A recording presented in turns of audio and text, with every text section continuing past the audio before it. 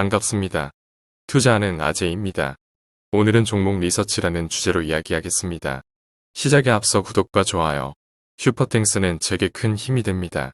종목을 리서치한다는 것은 기업의 펀더멘털을 분석한다는 것입니다. 대부분의 초보 주식 투자자들은 리서치를 하지 않거나 리서치에 많은 부담을 가지고 있습니다.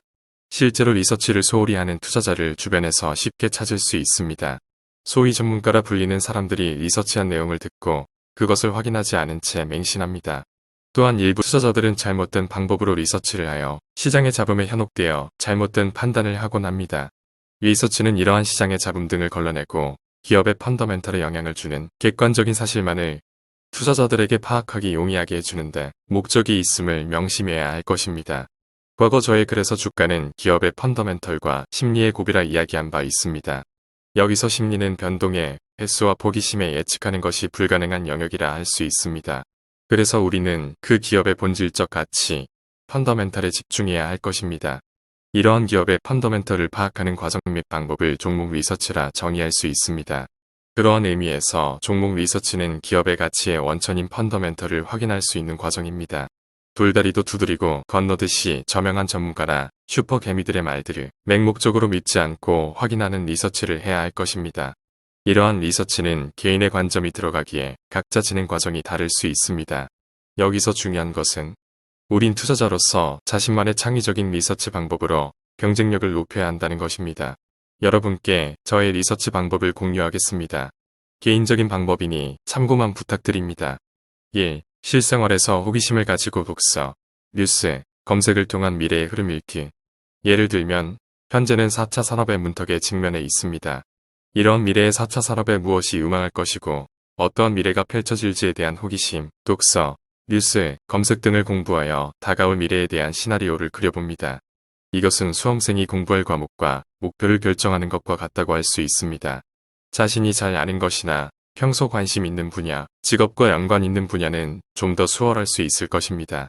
그렇기에 피터 린치와 같은 여러 저명한 투자자들은 자신의 직업과 관련이 있거나 우리의 실생활에서 투자의 소재를 찾을 수 있다고 했습니다. 2. 사업보고서 분석하기. 사업보고서는 주식 투자자에게 있어 교과서 또는 백과사전이라 이야기고 할 수 있습니다. 그만큼 기업에 대해 기본이 되고 다양하게 알 수 있기에 최고의 리서치 방법이라 생각됩니다. 기업이 판매하는 제품, 비즈니스, 포트폴리오 등의 사업 분야, 현재 중점적으로 추진 중인 사업과 미래의 방향성, 섹터의 흐름, 동종 경쟁사들과의 경쟁적 우위 등을 알 수 있습니다. 또한 재무제표 분석을 통해 기업의 자본에 대한 경쟁력, 영업활동과 현금 흐름, 성장성 등을 확인하여 가치에 대한 밸류에이션을 할 수 있게 됩니다. 3. CEO에 대해 알아보기. 기업은 CEO의 생각과 방향성에 따라 영업활동을 통한 수익을 성장하기 위해 노력할 것입니다. 어떠한 중요한 선택의 기로에서 CEO의 역량은 기업에 미치는 영향이 막대할 것입니다. 또한 ESG와 같은 시대의 흐름과 역행하는 CEO라면 현재 아무리 좋아 보여도 미래에 언젠가는 불거질 수 있는 오너 리스크, 점차적으로 경쟁력을 잃어가는 기업이 될 가능성이 높습니다. 4. 외문점 해소를 위해 IR 담당자와 통화하기, 견학하기, 컨퍼런스콜 참석하기. 위의 과정을 거쳤다면 중간중간 분명히 궁금한 것이 생길 것입니다. 그러한 부분들은 정리해 놓았다가 IR 담당자에게 질문을 합니다. 개인적으로 본업이 있는 전문 투자가는 아니기에 아직 견학을 가보진 못했지만 앞으로는 틈틈이 견학을 가볼 생각입니다. 또한 컨퍼런스콜 참석으로 현재 기업의 경영자들의 생각을 엿볼 수 있습니다. 5. 리포트, 관련 유튜브 영상 보기. 사실상 1에서 4번이 투자자의 기초 체력, 펀더멘털이라 하면 5번은 자신의 공부한 내용을 바탕으로 다른 사람의 관점이나 견해 등을 더짚히는 과정이라 할 수 있습니다. 1에서 4번을 통해 기업에 대한 공부와 확신이 생겼다면 이는 투자의 잡음을 걸러낼 수 있는 눈이 생기는 것과 귀결될 것입니다.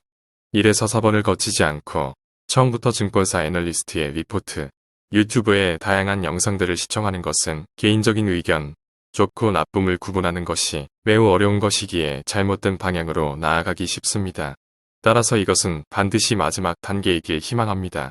목표 주가를 정해야 하는 증권사의 리포트는 사실상 단기적인 성향이 강하여 긴 관점의 투자에는 맞지 않은 경우가 많습니다. 하지만 투자자로서 매수와 매도의 기점과 같은 중요한 결정에 앞서 도움이 될 수도 있습니다. 또한 유튜브의 경우 투자자의 성장에 도움이 되는 퀄리티가 높은 영상이 있는 반면 그렇지 않은 영상도 혼재해 있기 때문에 이러한 것을 구분할 수 있는 어느 정도의 기본 분석이 정립된 후 5번을 시행하는 것이 합리적이라 생각됩니다.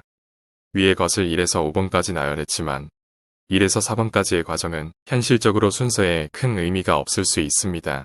내가 좋아하는 핸드폰, 가전제품, 식품, 연예인, 옷, 신발 등이 투자자의 기업 리서치 소재가 될 수도 있습니다.